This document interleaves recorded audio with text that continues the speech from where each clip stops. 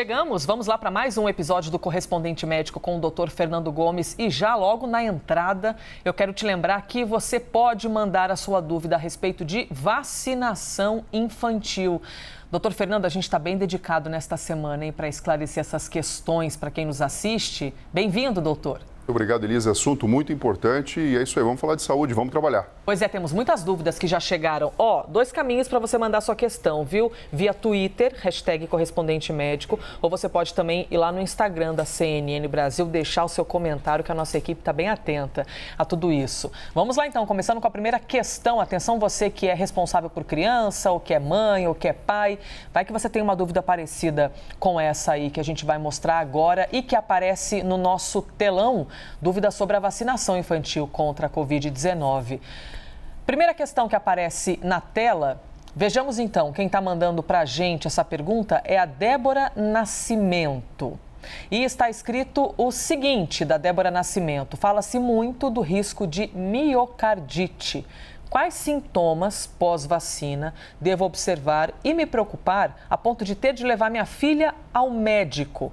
Antes da resposta do Dr. Fernando Gomes, que já está cheio de informação, a gente quer trazer mais uma fala aqui, a do Dr. Renato Kifuri. Ele é pediatra, especializado aí nesse mundão infantil e também diretor da Sociedade Brasileira de Imunizações. Ele explicou para a gente que os casos de miocardite por causa da vacina são raros. Vamos então ouvi-lo.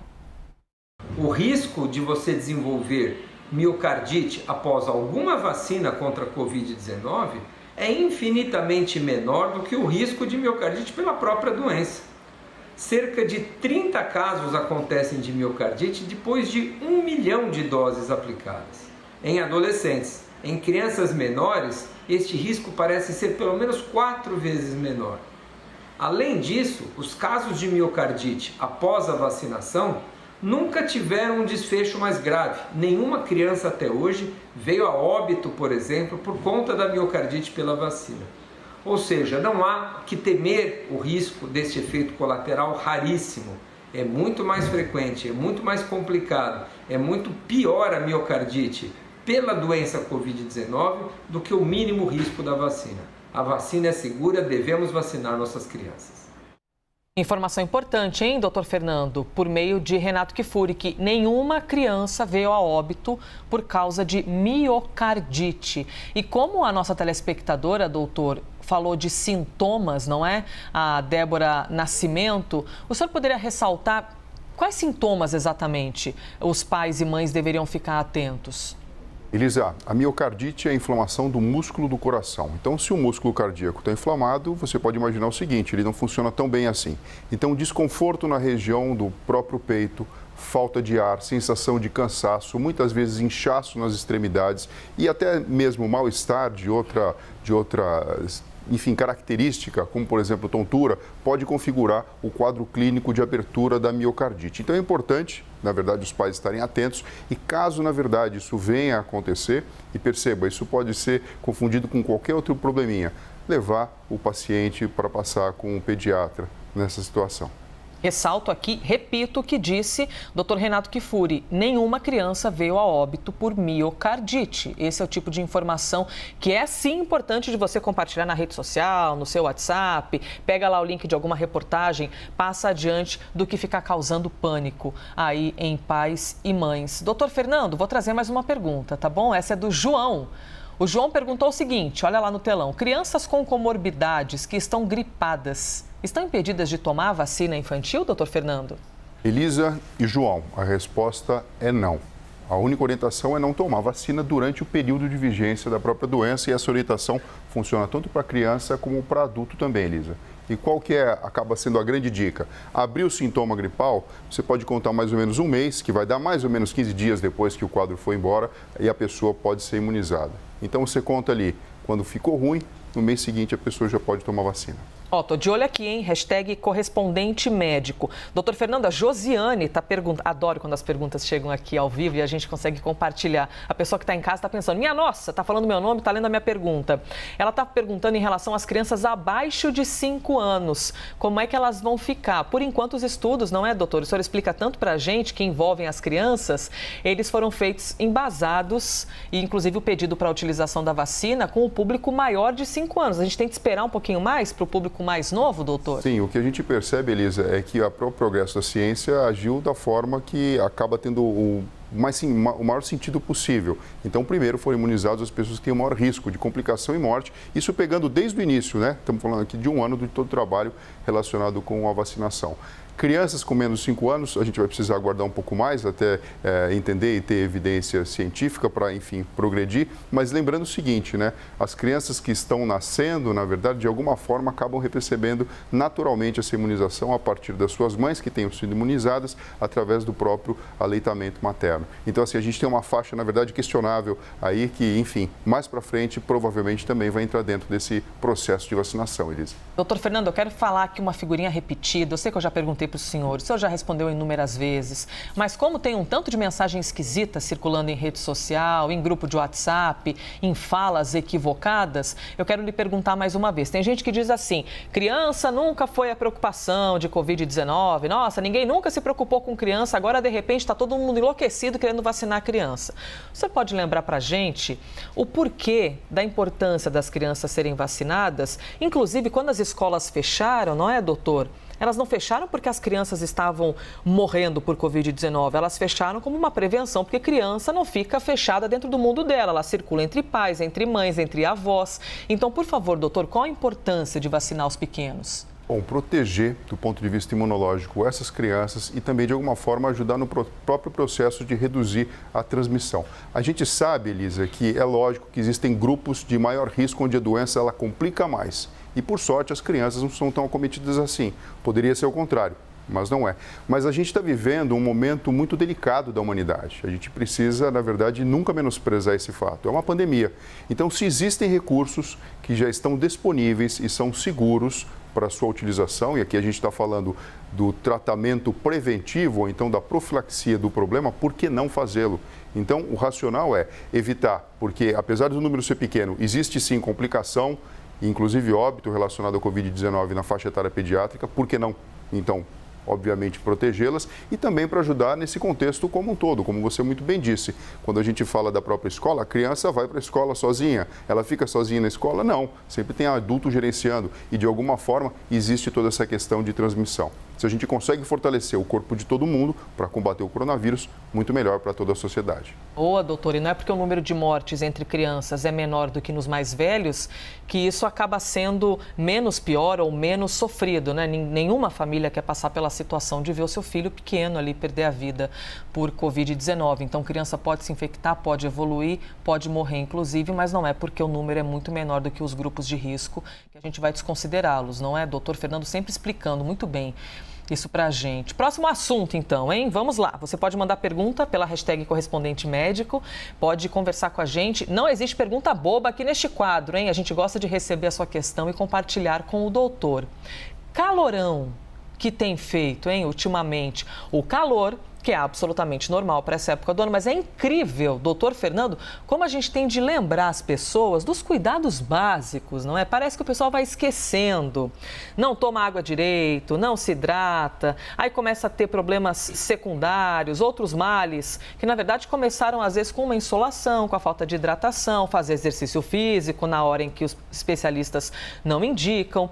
Nos últimos dias, muitas regiões do país apresentaram temperaturas altíssimas, não é? O Rio de Janeiro, que ontem bateu uma sensação térmica altíssima de quase 50 graus. Olha aí, no termômetro aparecendo 44. Você imagina a sensação térmica.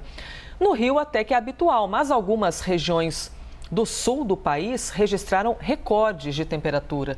Por isso é necessário adotar alguns cuidados. E é importante cuidar da pele, por exemplo. Por isso nós conversamos com o dermatologista Daniel Diziabas. Será que eu falei certinho? Diziabas. E ele deu algumas dicas para a gente. Então, por favor, conte-nos tudo, Daniel. A gente sabe que nos dias muito quentes a gente sua mais, transpira mais e, portanto, perde muita água. E para evitar o processo de desidratação e até de insolação, é fundamental hidratar o corpo. Vale muita água mineral, água de coco e até uma outra dica, sucos ricos em antioxidantes, né? Vitamina C, vitamina E, beta-caroteno, como por exemplo laranja, cenoura e etc. E fundamental também para esses dias é se proteger contra a exposição solar, né? Utilizar o filtro solar no mínimo fator 30 para aquelas pessoas que se bronzeiam e no mínimo fator 50 para aquelas pessoas de pele muito clara que raramente se bronzeiam. Muito bem, temos aí as dicas de um dermatologista. Vou trazer aqui mais uma questão em relação a esse tema calor e na sequência a gente bate papo com o Dr. Fernando Gomes, porque tem um outro cuidado muito importante que a gente tem de tomar, que é com a circulação. Por isso a gente falou com o cirurgião vascular, o Caio Focácio. Ele também deu dicas importantíssimas, viu? Vamos ouvi-lo. O verão é a estação do ano onde as veias superficiais, que são aqueles vasos responsáveis por levar o sangue de volta para o coração, principalmente nas pernas, ficam mais dilatadas. Então ocorre uma vasodilatação, o que também ocorre nos indivíduos que têm varizes, na doença varicosa. Então no verão a gente precisa ficar atento para que essa doença não piore, né? E o mais importante é manter a atividade física regular, principalmente em locais abertos e atividade física aeróbica. Se possível, usar meia de compressão elástica para fazer atividade física, apesar do calor, mas o mais importante é manter-se sempre muito hidratado. Caio Focácio, cirurgião vascular. Doutor Fernando Gomes, a listinha é imensa e é incrível como a gente tem de lembrar todos os anos de tudo isso, não é? Os cuidados com a pele, por exemplo, que não ficam só na questão estética, não é, doutor? Tão importante falar isso. Ninguém quer ter um problema com câncer de pele ou com qualquer que seja a outra questão. Então tente ficar martelando isso de novo na cabeça de todo mundo, né, doutor? Sombra de dúvida, Elisa. É muito bacana quando a gente tem outros profissionais também ajudando aqui a passar essa informação para todo mundo, porque eu particularmente adoro o calor.